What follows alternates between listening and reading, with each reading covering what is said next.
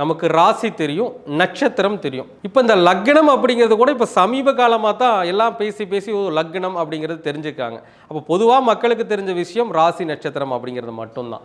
ஆனால் இதை தாண்டி இப்போ வந்து பார்த்தீங்கன்னா ஒரு ஜாதகத்தில் எடுத்துக்கிட்டிங்க அப்படின்னா நம்முடைய பஞ்சாங்கத்திலேயே போட்டிருப்பாங்க. அதாவது வாரத்தை விட திதி வலிமையானது, திதியை விட நட்சத்திரம் வலிமையானது, நட்சத்திரத்தை விட யோகம் வலிமையானது, யோகத்தை விட கரணம்தான் வலிமையானது. அப்போ அதாவது நம்ம ஒரு காரியத்தை செய்யும் பொழுது ஒரு நாள் நட்சத்திரம் மோசமாக இருந்தாலும் கூட அந்த செய்யக்கூடிய அந்த நேரத்தில் அந்த கரணம் என்று சொல்லக்கூடிய அந்த கரணாதிபதி வலுவாக இருந்து விட்டால் அவங்க வாழ்க்கையில் கண்டிப்பாக ஒரு மிகப்பெரிய வெற்றியை அந்த செயல்கள் மூலமாக அடைய முடியும். அப்போ அந்த கரணம் அப்படிங்கிறது கண்டிப்பாக ஒரு செயலில் முக்கிய அங்கம் வகிப்பது.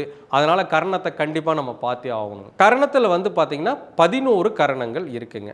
அதாவது பவம், பாலவம், கௌளவம், தைதூளை, கரசை, வனிசை, பத்திரை, சகுனி, சதுஸ்பாதம், நாகவம், கிம்ஸ்துக்கணம் சொல்லிட்டுங்க மொத்தமாக 11 கரணங்கள் இருக்குது. அப்போ கரணம்ங்கிறது ஒரு காரியத்தை நாம் செய்கின்ற பொழுது அது வெற்றியை கொடுக்குமா அல்லது தோல்வியை கொடுக்குமா என்பதைத்தான் நம்ம மெயினாக அதில் பார்த்துக்கிறோம்.